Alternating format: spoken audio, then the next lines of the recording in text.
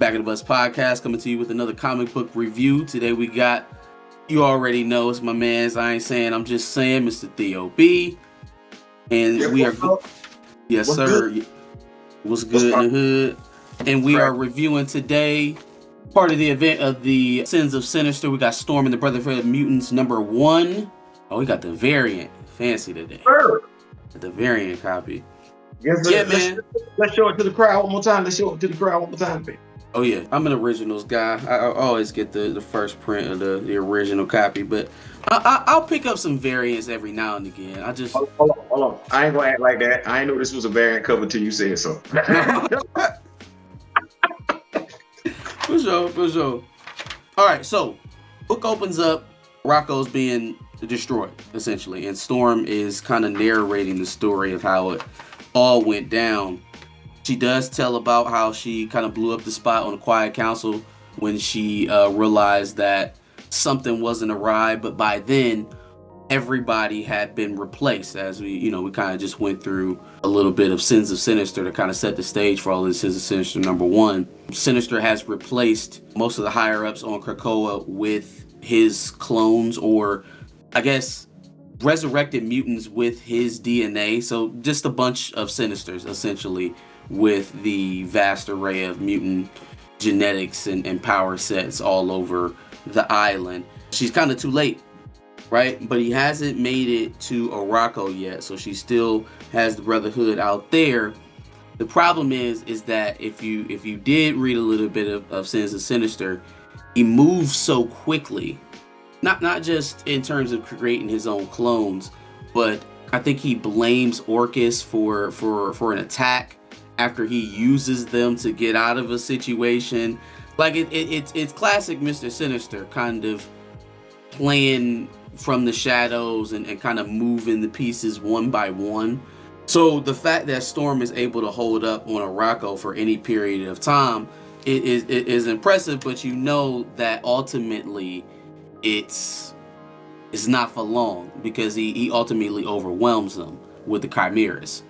Right? All of those mutant hybrids that he's creating is really the difference, the turning point, as they said it was back in the House and Powers days.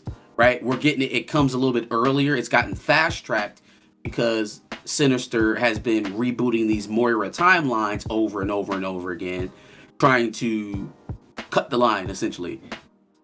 Now we know who's responsible for the chimeras in when we were reading Powers of X. Yeah. Mm-hmm. I thought it was interesting to see on the next page. I'm looking at these obvious Jamie Madrox, multiple man, Angel. And it's crazy to me because, like, I remember reading the very first appearance of Jamie Madrox. It was in a giant size Fantastic Four issue. When I was a kid and everything like that, and that's when he was wearing the green and yellow costumes. He was a mutant then. So for me to see him like this with those circles on, it's just kind of like, bro, you done come a long way, huh? Yeah. Bit devastation. Arakko as the planet, as they know it, is destroyed. It's a little bit more like Asteroid M at present. And I mean, a little bit reminiscent of it. Can we put this into perspective? That's literally Death and Nova, who is now Nova Prime, being kicked all over the place. And I ain't saying, I'm just saying, but just like the second time I'm watching Nova Prime get his head handed to him. Because the second time I was doing we were reviewing X-Men Red. Yeah. And whatchamacallit was putting hands on it. Vulcan Vulcan was whooping his ass. That was for sure. It's not a good look. Look, you ready? He gonna come from my throat when I say, bro, you looking kind of like Bow Wow out here in these streets. Every time you showing up, you getting your head handed to you. Stop it. Josh is a big Bow Wow fan. You gonna get him. Listen, in here. I don't like the parts Bow Wow was taking in the movies. Every time he was taking a part in the movie, somebody was putting hands on him. I was like, bro, that's gonna catch up. You can't talk about Josh's favorite rapper like that. He used to be a Harlem shaking and everything, hitting his shirt and oh man, my bad, Josh. He's gonna refute that. He's gonna refute it. All right, so boom. We are on the last remnants of the Kree Empire there. Coming onto the doorstep of the Queen herself is Miss Destiny, Miss Irene Ladner. They do give us a brief description of where we're at here in the story with Arakko. It's a dark time for the people of Arakko following the total destruction of their adopted world by the forces of Sinister. Like we described there with the Chimeras. The few surviving Kree are scattered across space, living as mercenaries for the highest bidder. They talked about that a little bit in Powers of X, and it's really cool to kind of see a lot of this stuff popping back up because it's not happening exactly how the timeline was described, but you're still getting the same events. It's kind of playing on that age-old, you have time travel involved or things of that nature that no matter how much you try to skirt destiny, it'll find a way to happen regardless. So even still with Sinister and all the games he's playing and all of the, the interference he's had, we're still getting some of the results from the original timelines that we got in House of Powers. Can I ask a question? Did you not get? I just went to the movie theater to see Star Wars. Wars vibes. Yeah, for sure. Am I reading Storm and the Brotherhood? The whole book was giving me Star Wars vibes, but who's writing it though? Who writing it? So it I understand it. I get it. It feels very Empire Strikes Back. I guess. I like the homage to it. I like the homage. As a person, I can appreciate it. However, a small handful of warriors remain in the Sol system, hidden like a needle in the cosmic haystack, among the teeming wreckage of the planet that they once called home, their home. This secret base, unknown to the Sinister regime, a crack squadron of 6 lost souls, each one of them the best at what they do, fight a war without end against the evil that smashed their last hope for peace. So they are Storm and the Brotherhood. I like that. That's a good tale of the tape. We're going to get to the team here in a second because I got an interesting tidbit that I guarantee you haven't seen yet, and it's gonna make you stand up and clap. But just hold that. Remember that. Storm is very upset with Miss Irene because Irene was the one that told her to wait. Right? Apparently, Storm knew about what was going on with the council and Sinister well before she said something that day when it was already too late. So she going to her future seer here. She like, hey man, what you doing here? Only reason why my planet is blown up is because you told me to sit on my hands. So right away we got smells of impropriety here around Irene Adler, but that's nothing new. That's nothing new. Yeah, it's well earned. Mm-hmm. And on top of that, it's not really Irene Adler. It's Mystique. It's Mystique. So we were right. We were right to be suspicious anyways, because it wasn't even you. That is Ironfire. Looks like some version of a Chimera himself, maybe, or just a newer mutant, maybe. Mm-hmm. But sniffs out Mystique's BS quickly. Stabs her. It looked like a rib shot at first, but then, like he stabbed her right through the lung. I'm gonna say this about Mystique. Clearly, something didn't happen over the years because I didn't know that her healing factor was that. Like that's what that is. I get it. It's a part of her mutant ability to be able to shapeshift, but she wasn't necessarily that person when she first came out. Like I ain't finna act like that. That's Wolverine level healing factor right there. That was instant. I knew she was long lived. Like I knew that was Nightcrawler's mama. I knew that. Sargos, Sigardi, whatever what her name. What a crazy family. Irene Adler, Mystique, Rogue, and Nightcrawler. What an odd family. What a odd family. You left out Margali, so Sarzos, or whatever, who's supposed to be like Kurt's adopted sister that he's also in love with. Yeah, we left that one out on purpose. We ain't even gonna talk about Graydon Creed. Ironfire and Storm ask Mystique what she wants, and she is dangling a chance of saving Arakko in their face.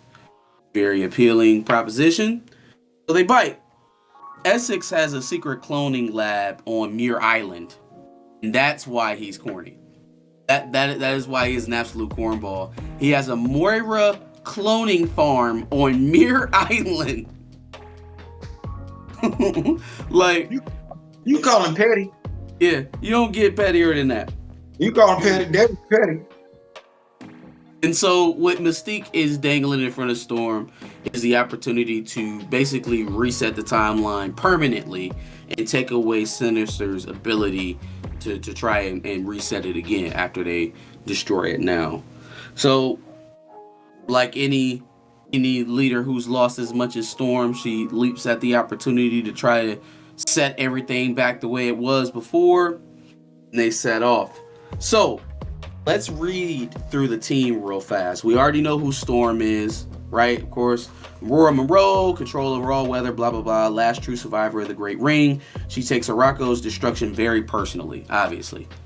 Abel, we know who that is as well. Neil Summers. He bonded with the collective mind of Xylo to become the living history. So, living mutant circuit now is Cable. Cora the Burning Heart, we know her.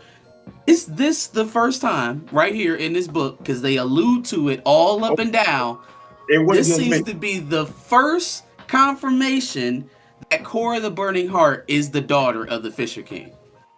Okay, so I thought it was just me. No. This is the absolute confirmation. They alluded to it all up and down in them last few issues before Vulcan lost his mind that was their daddy. Man, I don't know why it took that long, but yeah, for sure. No, this is the first time. She shares his talent for striking from the shadows. You know, that's a vague thing. Ooh. That's a very vague statement. The Fisher King is definitely a mutant. Then he has 2 mutant children. Yeah, but just somebody gotta tell me something. Well, I mean, you know, they don't mean nothing. They don't mean nothing. We want it to, but it ain't got to. But I'm interested, and whether it does or doesn't mean that he's mutant. Regardless, striking from the shadows. They gotta give me more than that. Though. I need more than that. That's vague. You giving me, because I'm looking at, he did strike from the shadows when he Brand at the end of, you talking about the end of X-Men Red. Yeah, for sure. He was in the shadows like, so like, thought you about to get away? You thought you by yourself, did you? So I mean, I want to know. I want to know. I'm like New Edition. I need to know. We got WizKid, our resident genius. Of course, he's there. He's been using cloaking devices to hide the Brotherhood from Sinister. Ironfire. He's the guy we just saw stab Mystique in the lung. It says he can transmute his melting blood into any metal known, and can extrude it in any form of weapons, armor, or even his trademark horns. So he has melting lava blood that he can turn into any type of metal, which sounds cool. You know what? The fact that when they say stuff like that, the first 2 metals come to mind is like vibranium and adamantium. They gonna touch on something later on, and what's the other stuff? The mysterium. Oh, this definitely might be another Wolverine bastard child for sure. It may be another Wolverine bastard child. Somebody that can turn his blood into any known metal. You and I being Black Panther fans, vibranium. You and I loving the X-Men. You and I haven't been reviewing X-Men Red along with Sword. Mysterium, which is what's keeping Vulcan locked up right now. Yeah. All of those are metals. Because we just happen to be Marvel comic book fans. Like, they're going to touch on something later on in this book in regards to Ironfire, and we'll come back to it. Okay, for sure. Oh, Mystique is here as well. She's the guest star, but the one I wanted you to hold out for is Quick. Her name is Lulu Marshall. She's the fastest being still alive. Brotherhood's youngest member. Her light-hearted exterior hides a past filled with loss. You know who this character is? If you recall, back during the Eternals versus X-Men event, the Axe event, right? At the beginning of one of those X-Men Red issues, when the Eternals began to attack Arakko, there was a reporter who saved the life of 2 young mutants while Arakko was being attacked. And Storm thanked him and told him that he was of the land, he was of Arakko. One of those mutants that he saved was Quick. Wow. Yeah. That's how he went. That's that long game playing off.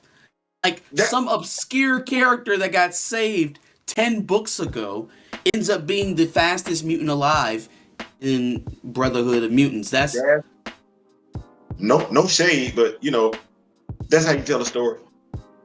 No shade. No shade. It's beautiful. And I love that if you're a writer, being able to, that's world building. That's classic world building 101. Absolutely. So. We got Cable body slides, all 7 of them right there to on the shores of Muir Island. They realize that the shores are being defended, so Storm, WizKid, and Ironfire are all going to go below while Mystique and the others fight off the the zombie chimeras that Sinister has setting up there as his first line of defense.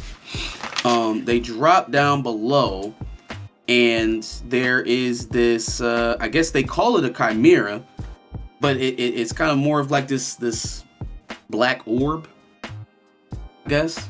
Let's see what they say about it. Just like a living force field.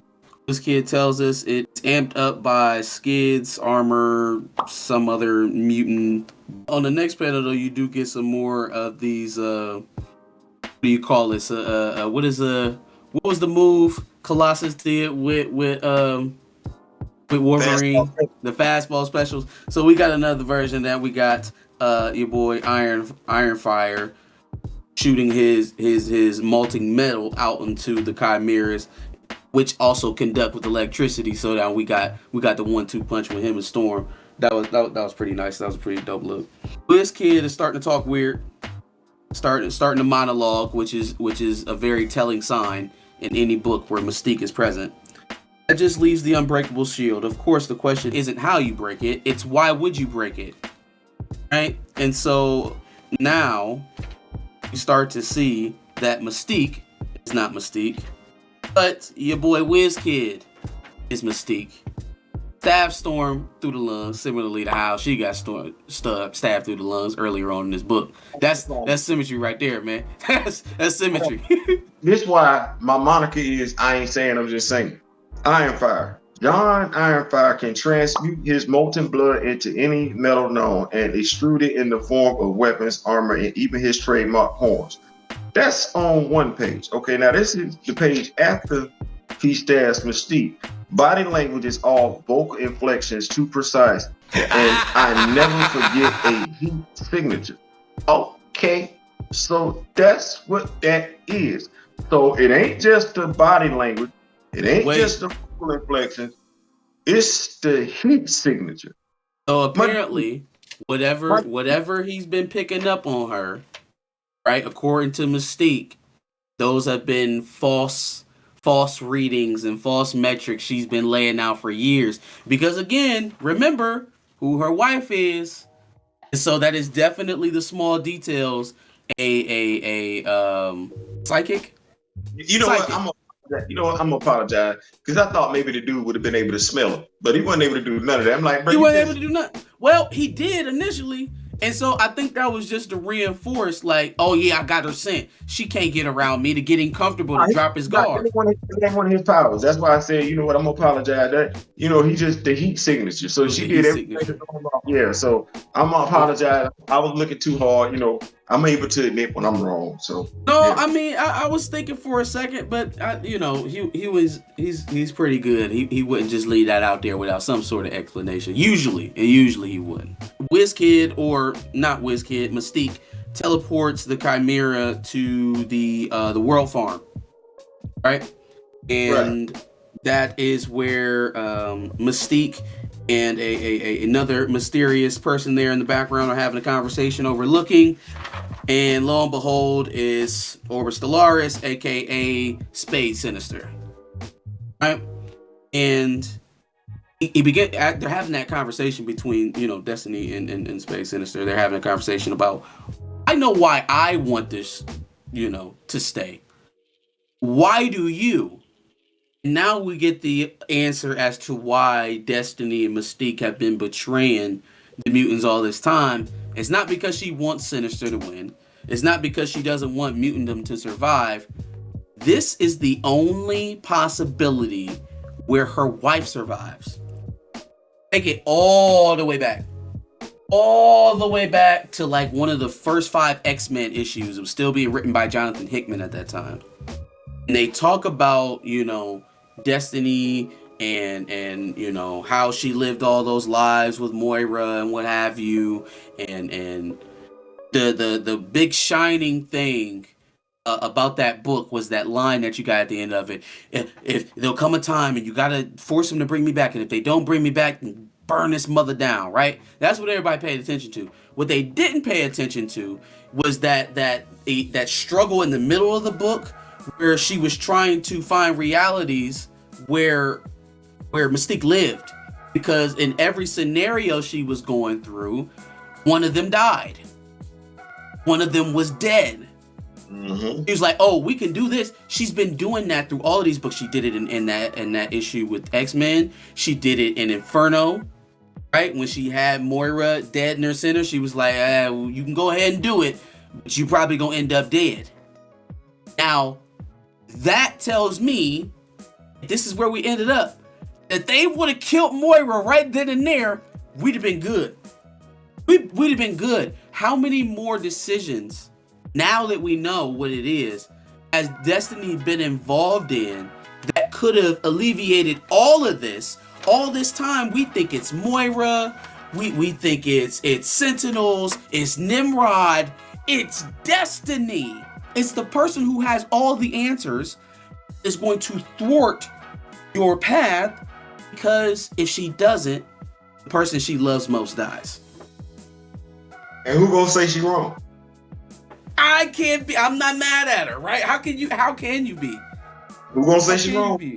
It did remind me of, and I don't know if I'm kind of past it or whatever, but the whole when Days of Future Past came out, it was that book, that series received all type of awards. You feel what I'm saying? It was, for the comic book world, it was something that we hadn't seen even when DC attempted it with Legion of Superheroes. It was on the same level of when Star Trek did the Mirror Universe with Captain Kirk and everything. It was just something we had never thought of before. Seeing characters that you love, they dead in the future and everything like that. Well, we kind of didn't see it, because really we know stuff gonna go back to the same.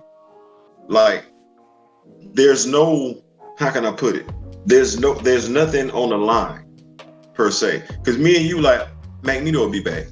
It ain't like they killed Magneto. Like, even now, I'm looking at Aurora, I'm like, y'all not killing off Aurora. Stop that. Stop playing. Like, so, it's like, I be wanting the stories to have something that's, they mean something. You feel what I'm saying? Like, we could, at the end of the day, this is a great story. I don't want to take away from it and everything like that. We just know at the end of the day, things are going to go back to the same. And in this case, I think it sticks out a little bit more, because the reasoning for allowing mutant kind as a whole is so it's understandable, right? It's relatable. Overall, it's asinine. It's crazy. Like, there's no way you can rationalize keeping your love so that the rest of your kind can perish. Ultimately, that's just not. That ain't gonna ride. And once they realize that's what it is, it will be harder and harder for Destiny to keep that stand. So yeah, ultimately there is going to be some sort of either taking Destiny out altogether, or her kind of coming to her senses and backtracking on some of this, because there isn't a through line for X-Men to still be able to be sold if the AI wins. So right. we're going back. We're going back. Maybe because they if nothing else, with the writings and everything like that, throughout the X-Men books, what I'm getting from it is a sense of a better tomorrow. You know what I'm saying? So it might be where, even with how they wrote Magneto, how they wrote Aurora and everything like that, I'm thinking it might be something where, because even how they're writing Moria right now, at first we was like, what she got going on? Or now she a mutant? Oh man, she's psycho, she killing people, and now she's a sympathetic character. Sinister got and everything like that. So I'm looking at it might be where they try and reach a solution where Destiny, they can help save Mystique and still take out Sinister. I'm thinking it might work along something like that. But it's a great read though. It is a great read. I do like it. The Storm and the Brotherhood of Mutants. I thought that was a nice way catch. The quick nugget was that really paid off well for me, because I you look for those kind of things in certain writers, and it's kind of like it's almost like an attendance award for those of us that have been following issue after issue after issue kind of religiously, to see stuff like that pay off. Because now, I mean, she's a member.